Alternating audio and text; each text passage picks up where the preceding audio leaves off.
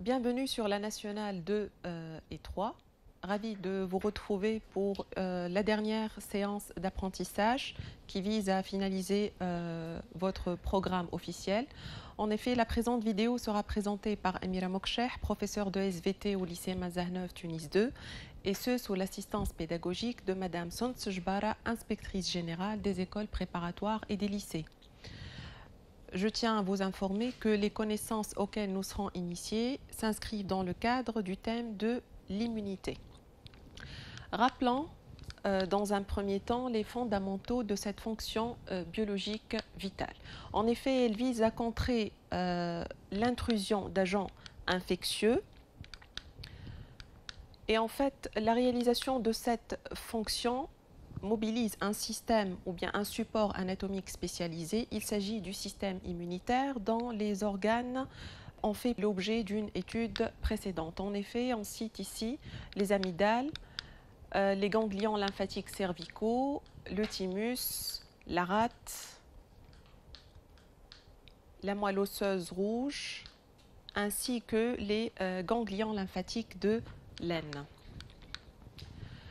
Tant que le système immunitaire bénéficie d'une homéostasie, il est capable de contrer l'intrusion des agents infectieux. Cependant, si cette dernière se trouve affectée ou bien rompue, nous assistons à la survenue de ce qu'on appelle des dysfonctionnements du système immunitaire. Dans ce qui suit, on va s'intéresser dans un premier temps aux situations où l'on a une réponse excessive du système immunitaire et ça va se manifester par des allergies. Ou bien une situation où l'on a un dysfonctionnement du système mais qui va se faire selon un déficit. Les deux situations en fait correspondent plutôt à l'appellation du présent cours. On va s'intéresser aux allergies et au sida, dont les initiales signifient le syndrome d'immunodéficience acquise et qui fera l'objet d'une étude approfondie, et ce, dans ce qui suit. Intéressons-nous dans un premier temps à une réponse excessive du système immunitaire. Et on parle ici de la situation où l'on a des allergies. Et c'est ce qui nous incite à se poser les questions suivantes. La première en rapport avec l'initiation des apprenants à la notion d'allergie ainsi qu'à la notion d'allergène. On va essayer dans ce qui suit d'identifier les caractères de la réaction allergique. Et la partie la plus importante pour ce qui est du premier volet consiste à identifier le mécanisme qui sous-tend la réaction allergique. Au dysfonctionnement immunitaire excessif s'ajoutent des dysfonctionnements immunitaires déficitaires et comme ça a été évoqué tout à l'heure, on va parler du sida. Mais comme toute pathologie, on parle ici d'une pathologie infectieuse dont l'identité de l'agent infectieux sera révélée ultérieurement. Une fois l'agent infectieux identifié, on s'intéressera aux modalités de contamination, aux moyens de prévention, étant donné l'absence de traitement efficace de cette maladie. Et pour finir, on va s'intéresser au mode d'action de l'agent responsable de la maladie. Commençons par l'exemple où l'on a un dysfonctionnement excessif du système immunitaire. Définissons dans un premier temps la notion d'allergie. En effet, cette dernière est une réaction exagérée du système immunitaire attestant d'une rupture de son homéostasie. Une rupture qui a été déclenchée par des allergènes qui sont souvent inoffensifs. Je cite ici le grain de pollen, les acariens, les cacahuètes. Et c'est l'intrusion de ces allergènes en fait, qui va être à l'origine des manifestations associées à l'allergie, parmi lesquelles, je cite, un éternuement, un écoulement nasal, des démangeaisons et une congestion. Après avoir défini l'allergie, on va s'intéresser à l'identification des caractères. En effet, ces derniers ont été mis en évidence lors de la découverte de l'allergie et d'une maladie ou bien d'une situation aggravée de l'allergie. On parle de l'anaphylaxie dont l'identité ou bien dont l'explication sera faite dans ce qui suit. Donc, pour ce qui est des caractères, comment ils ont été mis en évidence? En effet, les pionniers à l'origine de la mise en évidence de l'anaphylaxie ont opéré à partir d'un chien qui a fait l'objet d'une injection contenant un extrait glycériné associé à des tentacules d'une anémone de mer. Aucun trouble notable. Et on pourrait penser à ce niveau que le chien est protégé. Les pionniers avaient repris l'expérience en injectant de nouveau le même mélange. Fait intéressant, on assiste à une mort de l'animal. Une mort de l'animal qui vient à l'encontre de nos connaissances antérieures par rapport à la réponse immunitaire classique, connue ou bien capable d'assurer une protection de l'organisme contre les antigènes. En effet, la mort de l'animal a été précédée par ce qu'on appelle une anaphylaxie, des manifestations menant à la mort. Décortiquons ce terme, ana signifie contraire et phylaxie signifie protection. Passons en revue les caractères de la réaction allergique. En effet, tout commence par un premier contact avec l'allergène. Ce dernier rend l'organisme allergique. On parle ici d'une phase de sensibilisation. Et lors d'un deuxième contact avec le même allergène, nous assistons à un choc anaphylactique qui dans certaines conditions, dans certaines circonstances, s'avère létal. Donc, et c'est ce qui nous incite à étudier de plus près le mécanisme derrière ce choc et derrière la réaction allergique. Et c'est ce qui nous amène vers le troisième volet du cours, mécanisme de la réaction allergique. Pour étudier le mécanisme en question, prenons le manuel scolaire à la page 330 en se focalisant sur le document 1.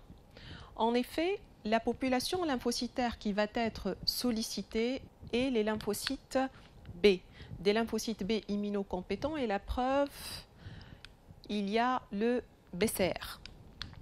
Donc, ces lymphocytes sont capables de détecter la présence d'un allergène inoffensif.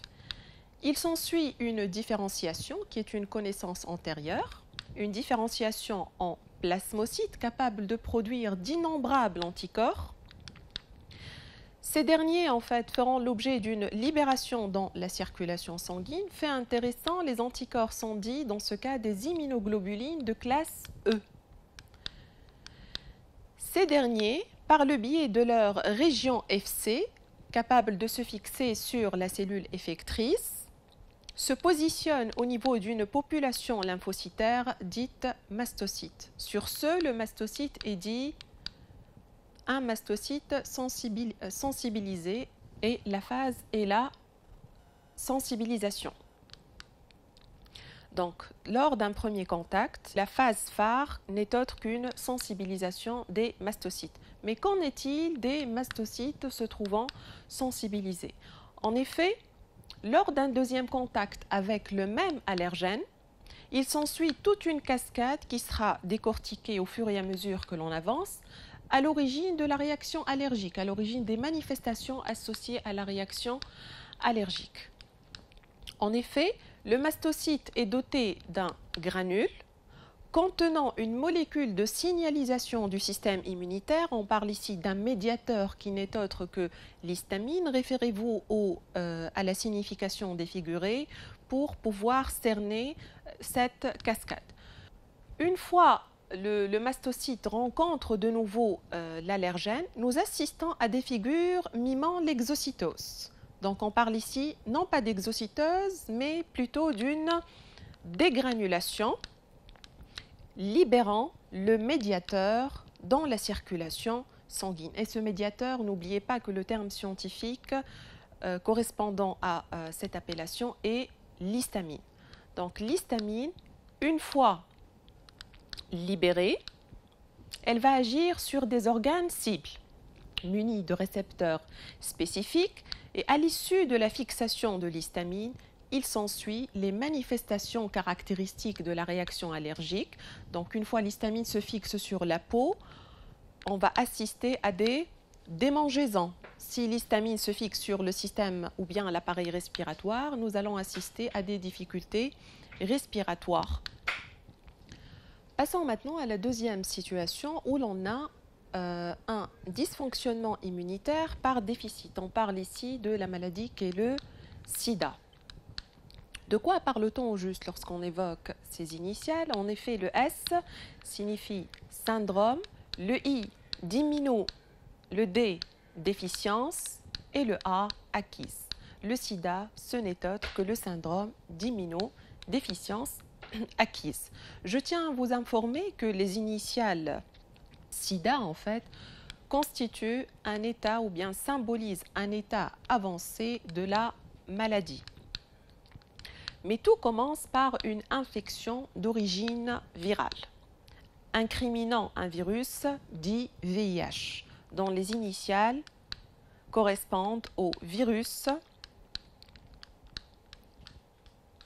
d'immunodéficience humaine. Qu'en est-il de l'organisation du virus à l'origine du sida? Il faut commencer par initier les apprenants à la notion de virus. Qu'est-ce qu'un virus? En effet, c'est une particule qui dépend étroitement d'une cellule hôte, une particule dotée d'un patrimoine génétique, mais qui ne peut survivre qu'au sein d'une cellule hôte, qui est dotée de récepteurs spécifiques à des motifs ou bien à des déterminants antigéniques au niveau du virus. Et c'est à ce moment-là que la cellule cible hébergera le virus au sein de laquelle il va détourner la machinerie de la cellule à son profit et c'est ce qui va permettre ou bien faciliter sa réplication et son pouvoir pathogène. Donc, qu'en est-il du mécanisme d'action du virus, du VIH? Passons maintenant à l'étude de l'organisation du VIH. Pour ce faire, consultons le document 2 de la page 331.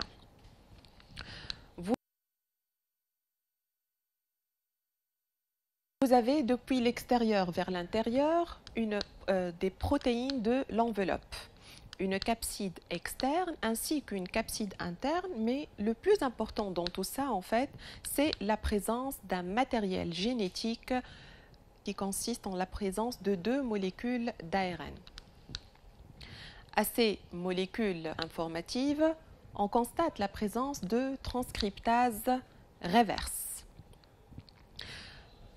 Une fois le document légendé, l'auteur nous demande de déduire le rôle de la transcriptase inverse, une notion qui a été évoquée en génie génétique. En effet, cette enzyme est capable de produire à partir d'un brin d'ARN messager matrice un brin d'ADN qui lui est complémentaire. Sur ce, l'ADN élaboré est dit un ADN C. Et en fait, c'est la présence des transcriptases reverses va faciliter le mécanisme physiopathologique du virus. Comment se fait la contamination par le VIH et comment le prévenir? Il existe une multitude de voies de contamination. La première en rapport avec des relations sexuelles non protégées avec un sujet infecté par le VIH. La deuxième modalité, une utilisation de seringues souillées par le sang d'un porteur du VIH. Une transfusion avec du sang contaminé par le VIH. Ainsi qu'une contamination par la voie fœto-maternelle d'une mère porteuse à son fœtus. Passons maintenant au volet en rapport avec les modalités de contamination ainsi que les moyens de prévention contre le VIH.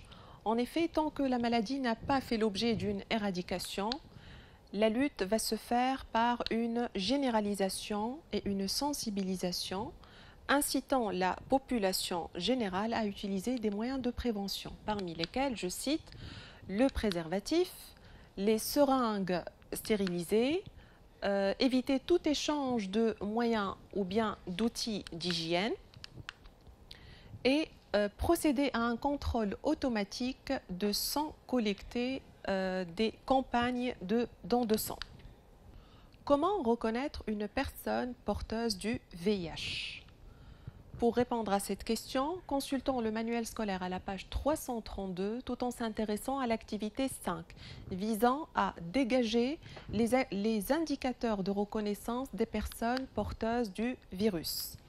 En effet, nous sommes en présence d'un document en rapport avec des résultats de dosage réalisés chez des personnes atteintes par le VIH. Et on va s'intéresser dans un premier temps à la légende. Les traits continus visent à illustrer l'évolution de la charge virale. En pointillé, une courbe en rapport avec la concentration des lymphocytes T.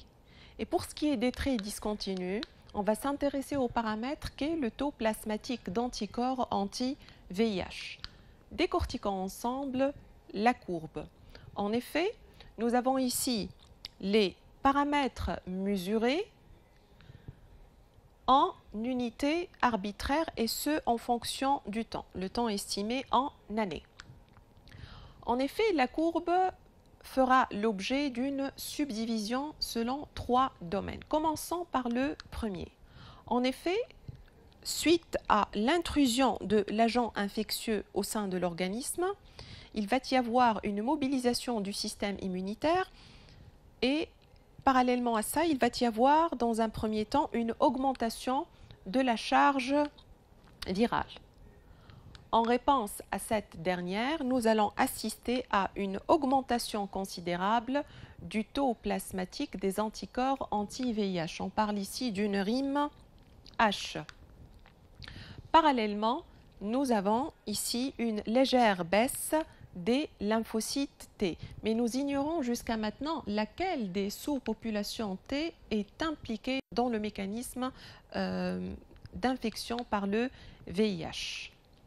Une fois la première phase achevée, on passe à une phase où l'on a, suite à une chute de la charge virale, un taux plutôt invariable durant quelques années, puis une hausse.